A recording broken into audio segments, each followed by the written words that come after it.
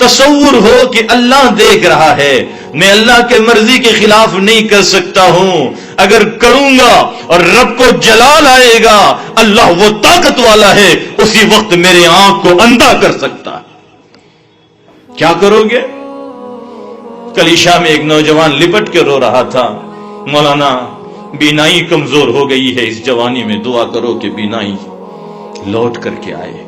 نعمت جب چھن جاتی ہے، جب قدر ہوتی ہے، اللہ غفور الرحیم ہے، رحم پر رحم، کرم، معاف اور پھر معافی۔ اللہ تو اللہ ہے، اللہ جب دیکھے گا کہ کوئی اپنی نظروں کا غلط استعمال کر رہا ہے، اللہ فرشتوں کو بھیج کر کوڑا لگوا سکتا ہے۔ اللہ کن فیکون کا مالک ہے، وہ اللہ بینائی چھین سکتا ہے، اللہ آنکھیں نکال سکتا ہے، اللہ سب پر قادر ہے۔ لیکن اللہ رحم کر رہے ہیں اور ہم ضد میں آ رہے ہیں۔ جس زمین پر ہم گناہ کر رہے ہیں، میرا اللہ قادر ہے وہ زمین پھٹ جائے اور گناہ کرتے کرتے اللہ ہم کو دھسا لے۔ کیا کرو گے نوجوانوں؟ بے حیائی ہم کر رہے ہیں، ڈانس باروں میں نوجوان ہیں، شراب کے نشے میں چور ہے، دمدم مست قلندر ہو رہا ہے، احساس نہیں ہے تم کو اللہ رب العالمین بہت معاف کرنے والے ہیں، لیکن اللہ انتظار کرنے کے بعد کبھی جلال آئے میرے رب کو، اللہ ایک کو نہیں پھر دو کو نہیں، ایک ساتھ اللہ ہزاروں کو لینا جانتے ہیں۔ کیا منہ دکھاؤ گی؟ کیوں ہم نے اللہ کی عظمت کو دل سے نکال دیا؟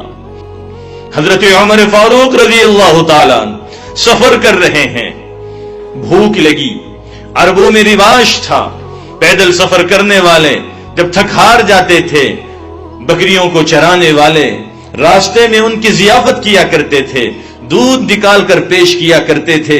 حضرت عمر کو بھوک محسوس ہوئی، دیکھا ایک چرواہا ہے، بکریاں چرا رہا ہے، اس سے حضرت عمر نے جا کر دودھ مانگا۔ دیکھیے نوجوانوں، ایک نوجوان تم ہے، ایک نوجوان وہ ہے، چرواہا ہے، آپ تو بڑے ماشاءاللہ کوالیفائڈ لوگ ہیں، وی آئی پی اور وی وی آئی پی ہے آپ ماشاءاللہ، وہ تو ایک چرواہا تھا، جانور کو سنبھالنے والا، بکریوں کو چرانے والا۔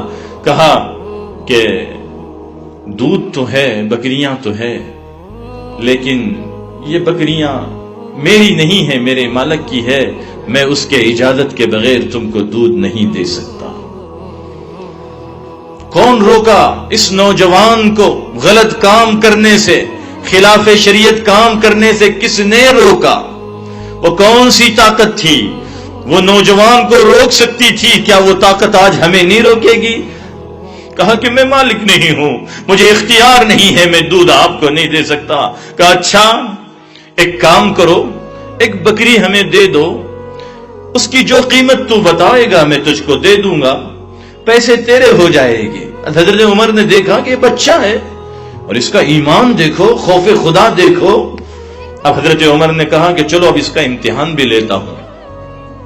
دودھ تو نہیں ملا، بچے کے تقوی کا علم ہو گیا، تو کہا اور ایک امتحان، ایک پرچہ اور لے لیتے ہیں۔ کہا بیٹا ایسا کرو، ایک بکری ہم کو فروخت کر دو، پیسے تم کو دے دیتے ہیں، پیسے تم کو مل جائیں گے، گھر جا کر اپنے مالک سے کہہ دینا بھیڑیا آیا تھا، ایک بکری کھا گیا، بکری مجھے ملے گی، پیسے تجھے ملیں گے، اور عذر بھی تو کر دے گا، جنگل میں بھیڑیا آتا ہی رہتا ہے۔ اللہ اکبر، قربان جائے اس نوجوان کے تقوی کے، خوف خدا کے۔ اس نے کہا میں مالک کو تو یہ کہہ کے تسلی دے دوں گا، لیکن مالکوں کا مالک تو اوپر بیٹھا ہے، میں اس کو کیا منہ دکھاؤں گا؟